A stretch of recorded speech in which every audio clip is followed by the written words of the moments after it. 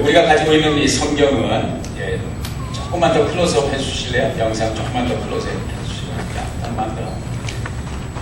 감사합니다. 우리가 가지고 있는 이 성경은 하나님의 말씀임을 믿습니까? 아멘. 하나님께서 우리를 사랑하셔서 이 성경을 우리들에게 허락해 주셨습니다. 우리가 가지고 있는 이 성경, 우리가 믿는 이 성경은요, 이 세상에 있는 다른 어떤 책과도 구별이 되는 그런 책입니다. 그래서 우리가 이것을 성경, 거룩할 성자 성경이라고 합니다. 그 거룩한 책이다. 왜 거룩한 책이냐? 거룩하다고 하는 말의 뜻은 다른 것이 아닙니다. 히브리어로 거룩하다는 말의 뜻, 거룩할 성자를 카도시라고 하는데, 카도시라는 말은 본래 어디에서 온 말이냐면 자른다는 거예요. 자른다. 칼로 자른다. 칼로 베린다. 그래서 거기서 나온 뜻이 무엇이냐? 구별되었다. 잘랐으니까 구별이 될 거 아니에요. 구별되었다고 하는 그런 의미에서 성경을 거룩할 성자를 붙여서 성경, 구별된 책. 무슨 어디에서 구별되느냐? 세상의 다른 어떤 책과도 구별되는 책이다. 그래서 성경이라고 말씀하고 있습니다. 성경은 지구촌에 지금 현존하고 있는 수많은 책 가운데서 베스트셀러 가운데 베스트셀러, 수십억의, 지금까지 수십억 권의 성경이 이제 기록된 데이터에 나온 것만 해도 수십억 권의 책이, 그리고 그 외에 작은 이제 단편 복음, 쪽복음 같은 건 말할 수가 없죠. 약 300여 개의 언어로 성경 전체가 번역이 되어 있고, 그리고 쪽복음까지 포함되면 수천 개의 언어로 번역이 된 것이 바로 성경책입니다. 그럼 성경이 다른 어떤 존재하는 책과 구별된다고 하는 이 증거가 어디에서 나오냐? 성경 자체에서 그것을 증명해 주고 있습니다. 성경은 다른 책과 구별됐다. 왜? 디모데후서 3장 16절에 보면 하나님의 말씀, 곧 성경은 하나님의 감동으로 된 것이니 이는 바르게 함과 책망과 그리고 우리가 하나님의 사람들이 모든 선한 일을 행하게 유익하게 하려 합니다. 하나님의 말씀은, 성경은 성령의 감동으로, 하나님의 감동으로 되었다. 디모데후서 3장 16절에 말씀해 주고 있습니다. 이것이 성경 자체적으로 증거하는 성경이 다른 책과 구별된 책이라고 말씀하고 있는 것이. 두 번째, 왜 성경이 다른 책과 구별되느냐? 성경의 정확성입니다. 이 성경은 3,500년 전부터 기록이 되기 시작했습니다. 3,500년 전, 2,000년 전에 기록된 문서들이 성경 말고 다른 문서들이 있습니다. 그리고 성경의 정확성을 말씀하고 있는 것은 뭐냐면, 예수님께서 말씀하신 것은 예수님이 책을 쓰신 것이 아니고 하나님이 책을 쓰신 것이 아니고 사람을 통해서 하나님께서 이 성경 66권을 기록하셨단 말이죠. 그럼 이 성경, 모세가 모세오경을 썼다. 그럼 모세가 쓴 그 원본이 있느냐? 없습니다. 모세가 모세오경, 창세기, 출애굽기, 레위기, 신명기, 민수기, 신명기를 썼는데 모세가 쓴 그 5권의 책이 지금도 있느냐? 그 당시에는 인쇄술이 없었으니까, 전부 컴퓨터가 없었으니까 손으로 썼죠. 파피루스에다. 그 원본이 있느냐? 아니면 가죽에다 썼죠. 없어요. 그럼 어떻게 우리가 이 말씀이 원본과 틀림이 없다는 것을 어떻게 알게 되느냐? 우리가 잘 아는 대로 구텐베르그가 1450년에 처음으로 구텐베르그 성경을 인쇄를 했습니다. 그 전에는 인쇄로 된 책이 없었습니다. 그때 처음으로 지구상에 인쇄가 나오게 된 것입니다. 그런데 그 전에는 그럼 어떻게 다른 사람들이 책을 보느냐? 전부 필사를 한 거예요. 전부 손으로 적어요. 요즘에도 성경을 손으로 적어 내려가는 분들이 있고, 어떤 분들은 또 컴퓨터를 찌는 분들이 있습니다. 옛날에 전부 양피지라든지 파피루스 같은 데다가 전부 써 내려갔습니다. 그걸 갖다가 뭐라 그러면 manuscript 혹은 사본, 카피라고 말합니다. 그럼 이것은 카피지, 카피가 원본과 같다는 것을 어떻게 증거하게 되느냐? 여러분, 예를 들어서 소크라테스라든지 플라톤이라든지 시저 황제가 쓴 문서, 원본 없습니다. 원본 없어요. 전부 복사본이 전수가 돼서 지금까지 오게 되고, 지금은 이제 인쇄로 책이 돼서 나온 것입니다. 그러면 그것 때문에 복사본이라고 해서 크레딧을 안 주는 그렇지 않습니다. 다 소크라테스 한 말, 내 자신을 알라. 이게 다 그 제자들이 썼고 복사본이 지금까지 전개되어 온 것이. 그런데 놀라운 것은 보통 이들이 가지고 있어요. 이들이 썼거나 혹은 이 제자들이 썼던 책의 복사본은 고대의 복사본은 2개, 3개, 5개 그리고 많으면 10개 정도 있습니다. 근데 놀라운 것은요, 성경은 복사본 신약 같은 경우에는 5,750개의 복사본이 있습니다. 그 5,750개의 복사본을 비교를 해서 복사본과 복사본이 차이가 없나? 차이가 없다는 거죠. 그 말은 무엇입니까? 동서 사방에 퍼져 있는 복사본을 모아서 대조해 배운 결과 동일하다. 무슨 말입니까? 그것이 전부 원본과 같다는 거죠. 더 놀라운 사실은 1948년도에 사해에 팔레스타인 사해 인근에 있는 쿰란 동굴이라고 하는 그 동굴에서 대량의 구약 성경 복사본이 발견이 됐습니다. 매뉴스크립트, 손으로 적은 사본이 발견이 됐습니다. 센세이션을 한 거예요. 양지기가 양을 몰고 가다가 양을 잃어버린 양을 찾아가다가 동굴을 발견해 심심하니까 돌로 동굴에 집어 던졌는데 항아리 깨지는 소리가 들려서 무엇이 있나 궁금해서 들어가 보았는데 그 속에 많은 항아리가 들어있는데 그 항아리 속에 무엇이 들어있냐? 성경, 구약 성경에 사본이 들어있었습니다. 이 목동은 그게 뭔지 모르고 그냥 갖다 이렇게 엿장수, 우리 식으로 말하면 엿장수에 이제 팔아먹었는데 돌고 돌아서 어디까지 누구 손에 갔냐면 대형 박물관에까지 갔고 시부리 대학에 이제 보관이 되는, 왜냐면 이게 몇천 년 전에 사람이 손으로 쓴 필사본이라는 것을 무슨 필사본? 성경의 필사본, 구약 성경. 그 당시 사람들이 이제 인쇄된 1948년 되니까 인쇄술이 되었고 인쇄된 책이 나왔죠. 사람들이 전 세계의 고고학자들의 초미의 관심이 여기에 바로 쿰란 동굴에서 발견된 성경 복사본에 이제 초점이 맞춰지게 되었습니다. 왜냐? 우리가 가진 성경과 그러면 2100년 전에 지금으로부터 2100년, 2150년 전에 기록된 필사본과 우리가 가지고 있는 구약 성경과 과연 같은 것이냐? 많은 사람들이 관심을 가지고 그 뚜껑을 열기를 기다렸죠. 고고학자들이, 히브리어 전문가들이 전 세계 믿는 사람, 믿지 않는 사람 다 같이 대조를 해본 결과 우리가 가지고 있는 이 성경이 우리가 아주 현대인들이 보존하고 있던 그런 필사본과 쿰란 동굴에서 발견된 그 매뉴스크립트 필사본이 동일하다는 걸 발견했습니다. 할렐루야. 이것은 이 현대를 살아가는 현대인들에게, 회의로운 자들에게 성경은 오리지널 원본과 틀림이 없다는 것을 하나님께서 보여주신 자상하신 배려라고 저는 생각합니다. 그래서 성경은 정확하게 이제 원본과 틀림이 없다는 것을 발견하게 되고요. 또 하나는 성경이 다른 책과 구별된 또 하나의 증거는 뭐냐면 고고학적인 증거입니다. 땅속에 묻혀있는 것들이, 수천 년 동안 땅속에 묻혀있던 자료들이 나와 그것이 땅 밖으로 나왔을 때 그걸 꺼내보니까 성경 속에 기록되어 있던 모든 기사들이 땅속에서 나온 자료와 일치가 된다는 것이죠. 예를 들어볼까요? 지금으로부터 2600년 전에 있었던 히브리 민족이 바벨론의 포로로 잡혀갔습니다. 그것이 구약 성경에 줄줄이 계속 나오고 있습니다. 그럼 과연 바벨론이라고 하는 것은 있었고, 바벨론에 과연 히브리 민족이, 유대인들이 포로로 잡혀간 적이 있는가? 아니면 혹으로서 누군가의 작품으로, 픽션으로 만들어진 소설과 같은 책입니다.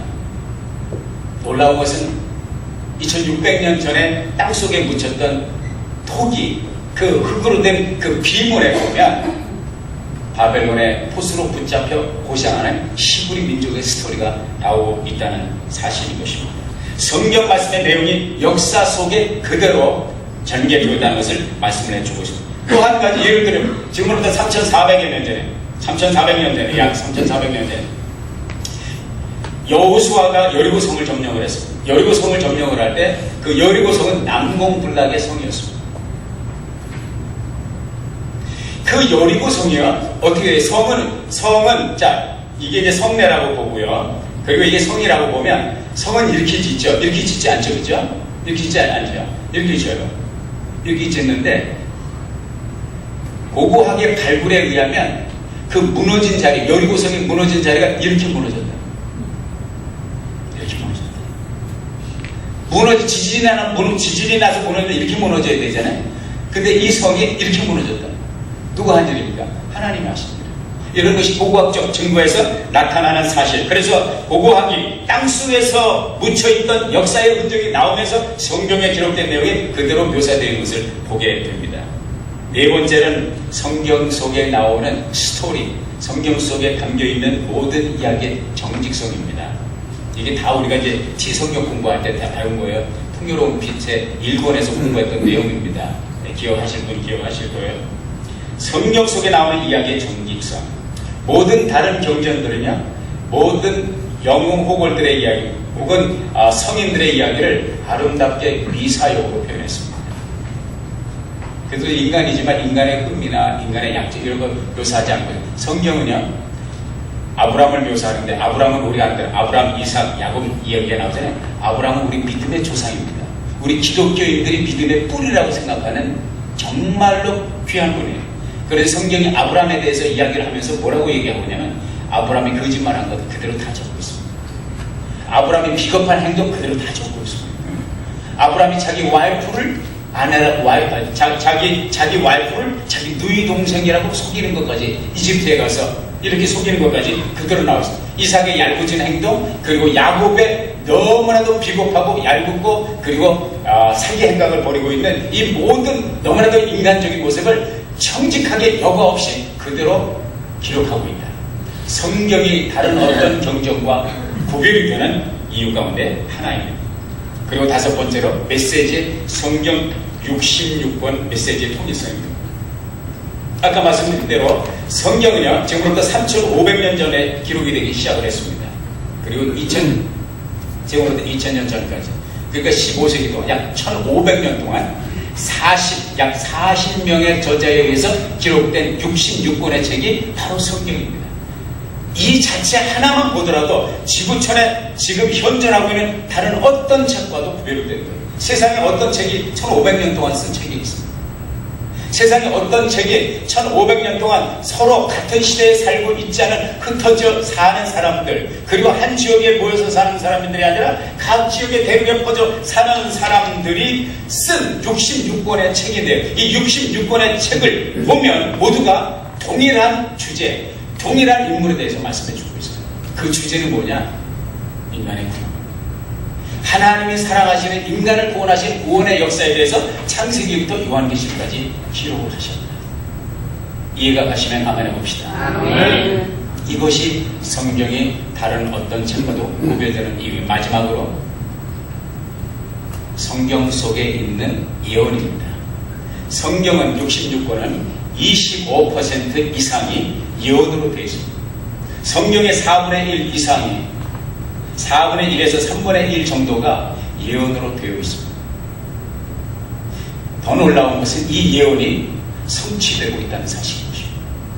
재미있는 것은요, 제가 제임스 케네디 목사님이 쓰신 Skeptics Answered라고 하는, 우리말로 번역이 된 책이 있는지 모르겠습니다만 회의론자가 답을 얻다, 이런 번역 정도로 해볼 수가 있겠습니다. 그 책에 보면 재미있는 이야기가 나옵니다. 여러 해 전에 미국의 매거진 가운데 하나인 National Enquirer, 이 매거진 회사에서 당시 10명의 전 세계적으로 유명한 예언자들, 유명한 아주 탑 퀄리티, 가장 예언을 잘하고 가장 정확하게 예언을 한다는 사람 10사람을 뽑아가지고 그들에게 설문을 보냈습니다. 그들에게 부탁을 했습니다. 당신들이 선정된 10명의 예언자 가운데 한 분이신데 당신이 보실 때 앞으로 이 일이 어떻게 전개되겠습니까? 질문을 던졌어요. 그 질문의 내용은 모두가 61가지였습니다. 61가지. 모르겠어요.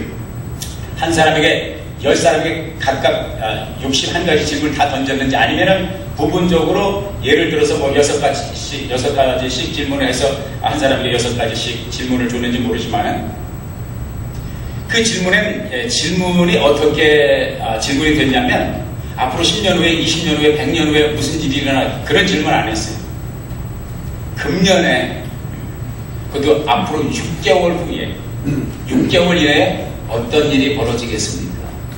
모하마드 알리가 요번에 그 헤비급 챔피언십 박싱이 있는데 요번에 이기겠습니까? 지겠습니까? 그런 거 물어봤어요. 그것도 사지선다형도 아니고 예스 노로 대답을 하는 질문을 던졌단 말이에요. 무슨 뜻인지 아시죠? 연필을 굴려도 맞을 확률이 몇 퍼센트예요? 50%입니다. 머리가 나빠도. 그런데 놀라운 10명의 전 세계 유명한 예언자들을 뽑아서 61가지 그런 질문을 던졌는데 60년 후의 일이 아니라 6개월 후에 이루어진 앞으로 6개월 이내에 어떤 현상이 일어나겠습니까? 질문을 던졌는데 61가지 질문이요. 한 가지 질문도 다 맞는 답을 하지 않습니다. 기적 아닙니까? 한 61가지 질문 가운데 10명의 예언자가 한 가지도 맞추지 못했어요. 야, 그래도 기적이라고 생각합니다. 이것이 인간이 말하는 소위 말해서 예언이에요. 여러분 잘 아는 대로 노스트라다무스가 예언을 얼마나 많이 했습니까? 노스트라다무스가 얘기한 대로 됐습니까? 제가 알기로는 노스트라다무스의 예언에는 1999년도에 지구의 종말이 온다고 제가 기억했습니다. 2016년이네, 그죠? 인간의 예언이라는 것이 성경에 보면 이사야에서 보면 계속해서 너희는 나한테 도전을 하라. 너희 우상들아 나에게 소송을 걸어라. 한번 내게 보자. 너희들이 진정한 하나님, 너희들이 진정한 신이라면 내게 장래 일어날 일을 나한테 얘기를 해봐. 그러면 내가 예언을 하고 그 예언이 성취된다면 내가 하나님 때문에 내가 인정하겠다고. 하나님 그 말씀을 기록해요. 그 이사야서에 보면 나는 너의 하나님 여호와 하나님. 왜? 나는 처음부터 종말을 알아. 시작부터 끝을 알고 시작부터 종말을 보한 나 여호와 하나님이라. 주께서 하신 말씀이 그대로 이루어진다는 것을 말씀을 해주셨습니다. 성경에는 구약 성경만 해도 구약 성경에서 예언한 내용 가운데 성취된 것이 2000가지입니다.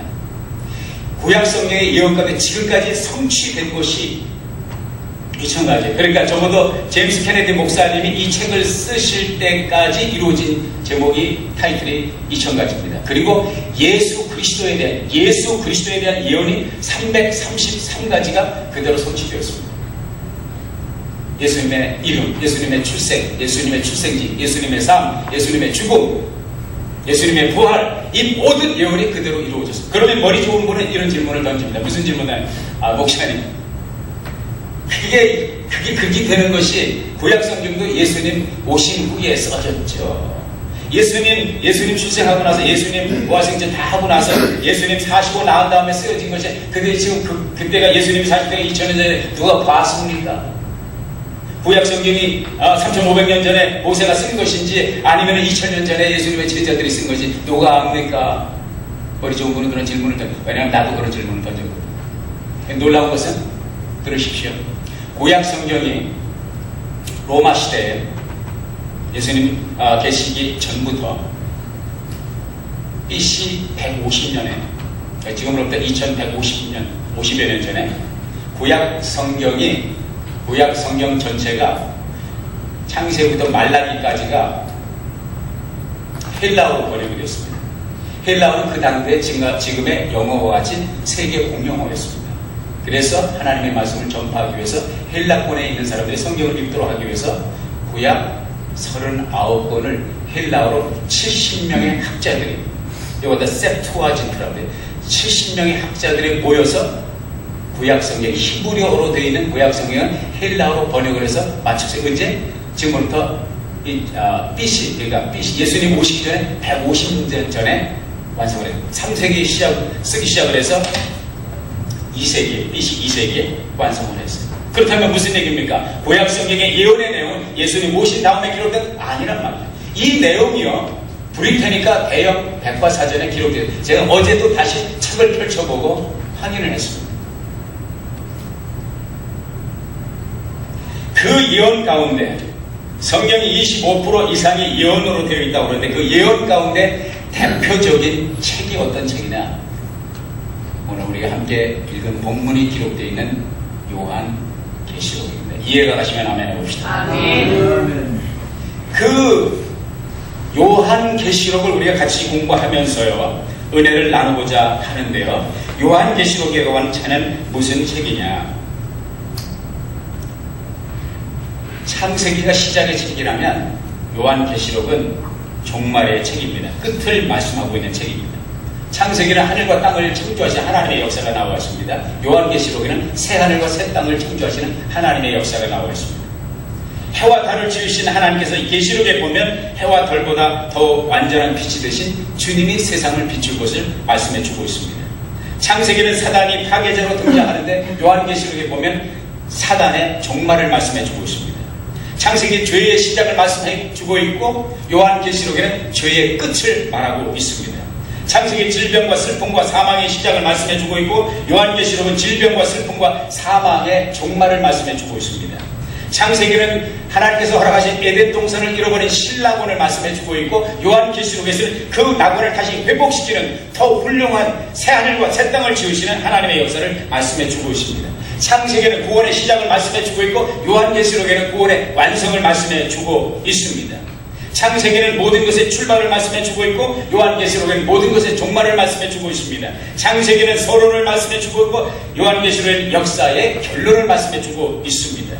창세기는 우리들에게 질문을 던지지만 요한계시록은 우리들에게 답을 주고 계시다는 말씀입니다. 성경의 중심 인물은 예수 그리스도시요 성경의 핵심 주제는 아까 말씀드린 대로 구원입니다. 이 밑그림을 가지고 요한계시록을 볼 수 있기를 바랍니다.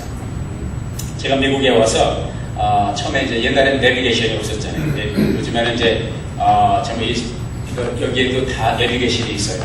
지도가 필요 없어요. 요즘에 이것만 있으면 다 어디든지 다 갈 수 있어요. 미국에 처음에 왔는데 그 당시에는 이제 이런 것이 없었으니까 지도를 보는 법을 배웠어요. 지도를 봐야 어디든지 갈 수 있어요. 이 지도만 있으면 뉴욕의 어느 거리에 어느 집도 다 갈 수 있다. 이 지도 보는 법을 배우는데 먼저 온 선배들이 그렇게 말을 하더라고요. 캘리포니아에서 살려면 캘리포니아의 프리웨이 시스템을 알아야 된다고 하더라고요. 프리웨이 시스템.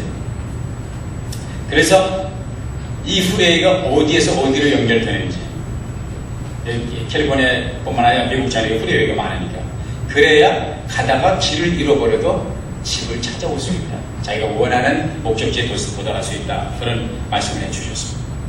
우리가 잘 아는 대로 캘리포니아의 남가주에도 프리웨이가 많아요. 근데 여러분 그거 아십니까? 프리웨이가 홀수와 짝수로 되어 있다는 거 아십니까? 그리고 그거 아십니까? 짝수 프리웨이는 동과 서를 연결하는 횡단도로이고 홀수는 남과 북을 연결하는 종단도로라는 걸 고강원 집사님 아십니까? 아멘. 할렐루야. 따로 계시를 받으신 때 듣고 계시네.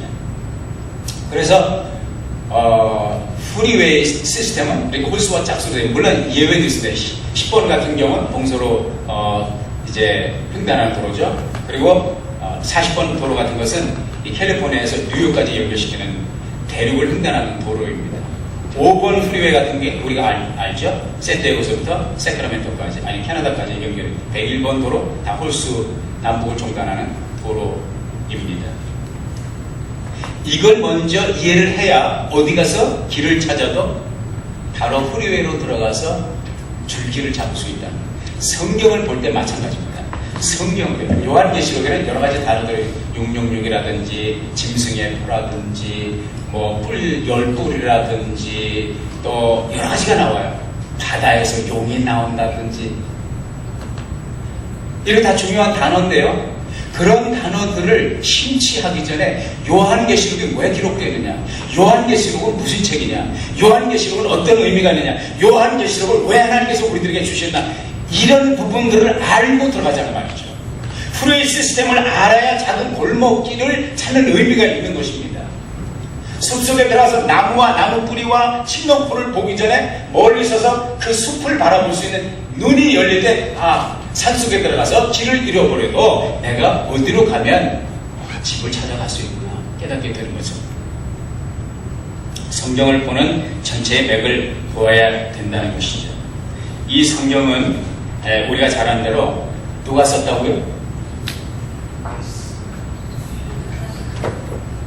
요한계시록 누가 썼죠? 고집사님? 요한계시록 누가 썼어요? 요한사님이 쓰셨어요. 예, 요한사도 썼죠. 그래서 요한계시록이에요. 이 요한사도가 요한계시록을 쓸 때 이 계시를 누구에게 받았느냐? 하나님의 천사를 통해서 받았습니다. 1장 1절에 그렇게 말씀하고 있습니다. 그때가 언제냐? 도미티안 황제가 로마 황제로 있을 때입니다. 때로는 그 로마 도미티안 황제 집정 말기에 반모섬이라고 하는 곳으로 쫓겨났어요. 유배, 귀양을 갔습니다. 반모섬에서 복구하면서 고난 속에서 하나님께서 이 계시의 말씀을 천사를 통해서 주셨습니다. 환상을 통해서 보았습니다. 무슨 말이냐? 요한계시록은 고난 속에서 만들어진 책입니다. 그래서 그런지 고난당하는 성도들이, 이 땅에 살면서 어려움 속에 있는 성도들이 이 요한계시록을 통해서 많은 위로와 소망을 얻었습니다. 그래서 일제강점기에 신앙생활을 하고 목회생활을 했던 길선주 목사님 같은 분, 길선주 목사님은 이 요한계시록은 만독을 했습니다. 만독. 요한계시록 10,000번을 읽으십니다. 이런 분은 일제강점기니까 옥살이도 많이 했잖아요. 옥에 들어가서 앞에 칼과 공문이 있어도 눈만 감으면 요한계시록이 필름처럼 펼쳐지지 않겠습니까? 10,000번을 읽었어요. 이 길선주 목사님이 요한계시록을 즐겨 읽은 것은 고난의 때를 지납니다. 왜? 요한계시록은 소망, 성도의 소망, 성도의 끝을, 헌신과 희생과 봉사와 섬김의 끝을, 복음의 끝을 말씀해 주고 있기 때문이죠. 요한계시록 이제 뼈대를 말씀드리겠습니다. 요한계시록 1장 1절부터 8절까지 서론을 말씀해 주고 있고요. 요한계시록의 마지막 결론은 요한계시록 22장 6절부터 21절까지가 결론이고요. 그러면 1장 9절부터 요한계시록 22장 5절까지는 본론이겠죠. 그 본론의 내용은 세 가지로 나눠볼 수 있습니다. 과거에 대한 말씀이 기록되어 있습니다. 이 과거에 대한 기록의 말씀은 뭐냐면 요한계시록 1장 9절부터 20절까지 과거의 일을 말씀해 주고 있어요. 그리고 요한계시록 2장 1절부터 3장 끝절까지 현재 있는 일, 그러니까 요한 사도가 반모섬에서 이 계시를 받을 당시에 있는 일, 소아시아 7교회에 있는 일을 2장과 3장에 말씀해 주고 있고요. 4장 1절부터 요한계시록 22장 5절까지 장차 있을 일, 앞으로 있을 일에 대해서 말씀해 주고 있습니다. 고집사님, 제가 고집사님을 염두에 두고 이 말씀을 준비를 했습니다. 아니, 그래서 집사님은 잘 귀를 기울이시고 들으셔야 돼요. 그래서 요한계시록이 복잡한 것 같지만 복잡한 것이 아닙니다. 과거와 현재와 비례. 창세기는 시작의 책이요, 요한계시록은 끝의 책이다. 창세기에서 질문을 던지고 요한계시록에서 답을 줍니다. 고난당하고 현실 속에서 아픔을 겪는 성도들이 우리의 진정한 보상은 어디에서 오느냐? 이 땅에서 잘 먹고 잘 살고 부귀영화를, 그것이 성경에서 우리들에게 주시는 결론의 말씀, 그것이 아닙니다. 우리의 가장 궁극적인 보상, 우리들의 궁극적인 소망은 이 땅에 있지 않습니다. 요한계시록이 우리들에게 말씀해 주시는 그 말씀의 논지가 그것입니다. 우리의 신앙생활의 좋은 끝은 우리 주님 다시 오심으로 세상의 종말을 경험하게 될 때에, 몰투만 신학자 몰투만이 얘기해 주었던 것처럼 지구의 종말이 인류들에게는, 인간들에게 비극적인 소식이지만 우리 믿음의 사람들에게는 최대의 희망, the best yet to come, the best is yet to come. 우리의 최고의 날은 아직 오지 않았다. 그 최고의 날은 몰투만이 말했던 그 최고의 날은 어떤 날? 주님이 이 세상을 심판하시는 날, 주님이 다시 오시는 날, 주님이 우리의 눈물을 닦아주시는 그 날이죠. 베드로전서 3장 8절에 이런 말씀이 기록되어 있습니다. 사랑하는 자들아, 죽게는 하루가 1000년 같고 1000년이 하루 같은 이 한 가지를 잊지 말라. 요한계시록을 보면서 이걸 반드시 기억하셔야 됩니다. 하나님의 시간표와 우리의 시간표가 다르다. 하나님의 시간의 흐름과 우리의 시간의 흐름이 다르다. 하나님께는 우리의 하루가 1000년같이 느껴질 수도 있고요, 우리에게 천년같이 느껴지는 것이 하나님께서는 하루같이 느껴지실 수 있다. 이 크리스천 재미있는 조크가 있어요. 어떤 분이 그런 하나님께 나가서 하나님께 대화를 했습니다. 주님께는 하루가 천년 가고 천년이 하루 같다는 말씀이 맞습니까? 그래, 맞다. 그럼 한 가지 더 여쭤보겠습니다. 주님께서는 1불이 100만 불 가고 100만 불이 1불을 갖겠냐? 그래, 맞다. 그럼 주님, 한 가지 부탁이 있습니다. 제가 요즘 조금 살림이 궁하거든요. 그냥 1불만 주시면 안 되겠습니까? 무슨 뜻인지 아시죠? 주님이 하시는 말씀에 그래, 주지. 하루만 기다려라. 무슨 뜻인지 알죠? 천년을 기다려라. 그런 재미있는 조크가 있는데, 하나님은 왜 우리들에게 이렇게 애매모호한 말씀을 가르쳐 주셨을까? 왜 하루가 천년 가고 천년이 하루 같다고 하는 이 말씀을 하셨을까? 하나님의 시간표를 통해서 우리들에게 하나님께서 가르쳐 주시는 메시지는 무엇이죠? 두 가지라고 생각합니다. 이 말씀을 나누고 오늘 말씀을 정리하겠습니다. 첫째는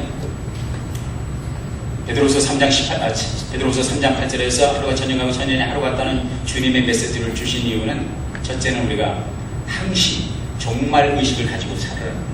같이 해봅시다. 종말의식. 종말의식. 무슨 얘기냐면, 오늘 하루가 역사의 종말이 될 수 있다는 종말의식을 가지고 우리가 이제 공부하면서 우리가 같이 요한계시록 1장부터 22장까지 그렇게 할 생각은 없습니다. 뼈대에 관한 아주 중요한 부분을 이제 몇 가지 선정을 해서 여러분과 요한계시록 강의를 통해서 은혜를 갖고자 하는데요. 베드로후서 3장 10절에 보면 예수님께서 무슨 말씀하셨냐면, 베드로를 통해서 내가 도적같이 온다고 했어요. 뭐같이? 도적. 여러분, 도적을 경험해 보신 적이 있으신지 모르지만, 도적이 올 때 여러분에게 레저베이션 하고 오십니까? 어포인먼트를 하고 옵니까? 몇 시에, 몇 월, 몇 날, 몇 시에 내가 갈 테니까 준비하고 계십니까? 이렇게 하고 오는 도적이 있습니까? 그렇게 하고 온다면 그 도적이 아니죠. 근데 주님이 어떻게 오신다 그래서? 도적같이 온다 그래서. 그러니까 주님이 오시는 때를 알 수 있어요, 없어요? 없어요. 알 수 있다면 그건 잘못된 거예요. 영분별을 잘 하시기 바랍니다. 주님이 분명히 도적같이 오신다고 그랬어요. 도적같이 오신다고 그랬어요. 근데 그 날을, 그 시를 안다고 말하면 그 사람은 뭐예요? 잘못된 거죠. 그러니까 그 날과 그 시는 아무도 모르고 인자도 모른다고 그랬어요. 주님 자신도 모른다고 그랬어요. 아버지께서 다 아신다고 그랬어요. 그러면 왜 이 말씀을 주셨냐? 오늘 오후에라도 주님은 오실 수 있다는 거예요. 여기서 오신다고 하는 말은, 주님이 오신다는 요한계시록에 두 가지 차원이 있습니다. 앞으로 더 살펴보겠지만 공중재림이 있고 지상재림이 있습니다. 오신다는 두 가지 차원이 공중재림. 주님께서 공중재림 하실 때 성도들이 위로 들림을 휴거를 됩니다. 그 시는 아무도 모릅니다. 지상재림이 아니에요. 지상재림을 말씀하셨을 것 같으면 그 때를 알 수가 있어요. 언제 지상재림할 것인지 카운트다운의 시작이 분명히 있고, 그 다음에 성경을 아는 사람은 그날을 알 수 있어요. 그러나 주님이 공중재림하실 때는 아무도 모릅니다. 오늘 오후가 될 수도 있습니다. 아니, 예배 드리는 중에도 나타났습니다. 그래서 주님께서 너희는 깨어있으라, 언제 인자가 임하는지 알지 못한다. 할렐루야. 아멘. 그래서 도적같이 오신다고 말씀하셨습니다. 또 하나는 종말 두 가지 종말이 있어요. 하나는 우주적인 종말이고, 또 하나는 개인적인 종말이 있어요. 예수님이 예를 들어서 100년 후에 온다고 칩시다. 100년 후에 예수님께서 공중 재림하시고 성도들이 휴거를 당한다. 그러면 앞으로 100년 사실 건 아니잖아요. 예수님이 언제 오시는 것과 상관없이 우리 개개인은 자기의 종말을 향해서 달려가고 있습니다. 여러분이 언제 죽을 거 아십니까? 모르잖아요. 여러분이 언제 죽을 거 아냐고요. 주님이 여러분에게 레저베이션 어포인먼트 하셨습니다. 내가 언제 너를 찾아갈 테니까 그때 죽을 준비하고 다 준비하고 있어라. 그렇게 말씀하십니까? 그런 특별한 경우도 있어요. 어떤 분들은. 그러나 우리 대부분의 사람들은 그때를 모릅니다.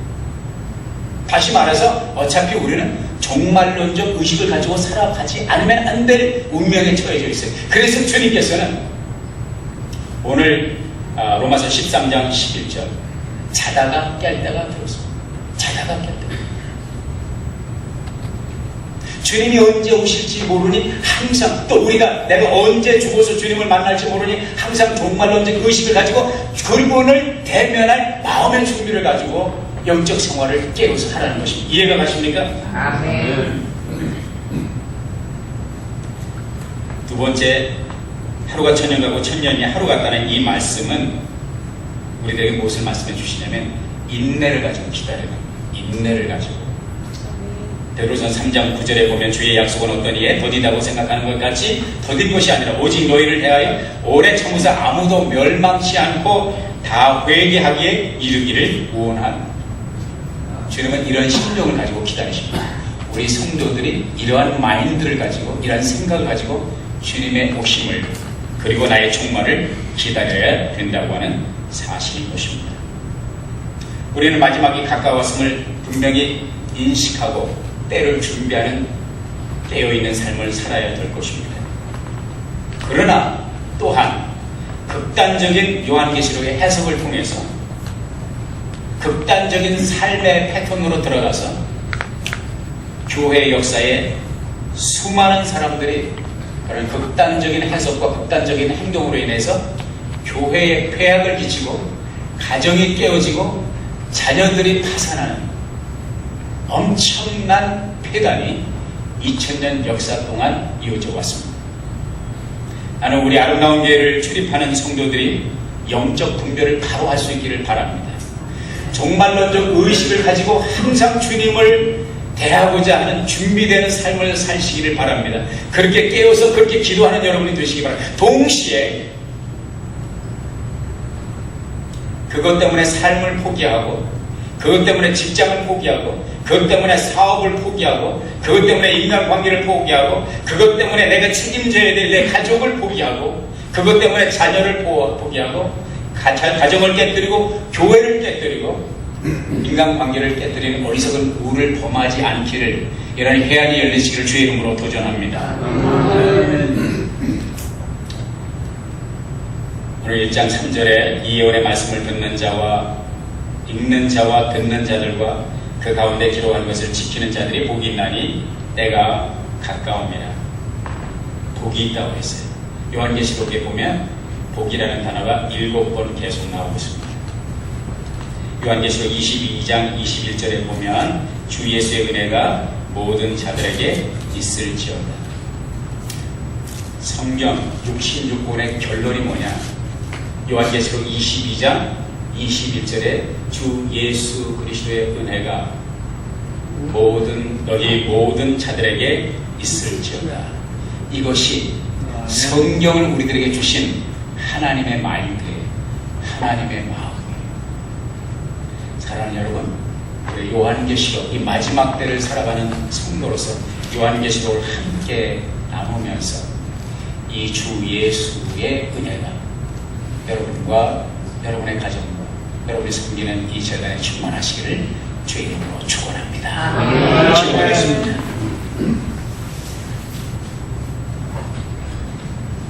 주께서 주신 이 귀한 예언의 말씀 바로 듣고 바로 분별하며 이 마지막 때를 사는 성도로서 종말론적 의식을 가지고 항시 주님을 맞이할 마음의 준비와 삶의 패턴을 가꾸는 저희들이 되게 하시고, 동시에 주께서 우리들에게 말씀하신 대로 기다리는 우리 하나님의 심정의 인내를 깨달아 아버지 하나님 차분한 마음으로 우리들에게 맡겨주신 사명과 의무를 감당하며 신앙이 우리의 삶의 도피처가 아니라 우리의 삶의 용기와 소망을 주는 생명의 처소가 되게 하여 주옵소서.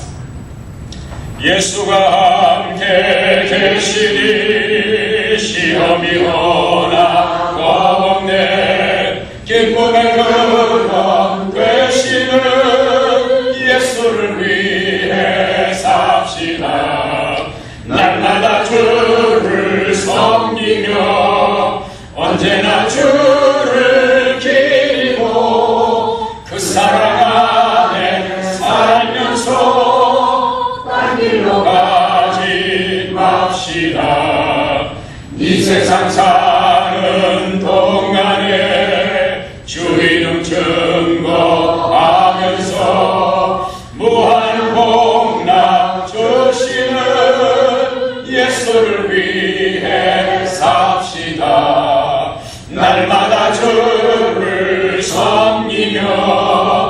언제나 주를 기리고 그 사랑 안에 살면서 딴 길로 가지 맙시다. 이 세상 친구 없어도 예수는 나의 친구니 불의한 길을 버리고 예수를 위해 삽시다. 날마다 주를 섬기며 언제나 주를 기리고 그 사랑 안에 살면서 딴 길로 가지 맙시다.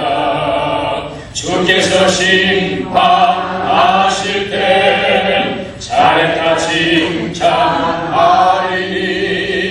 이러한 상금 받도록 예수를 위해 삽시다.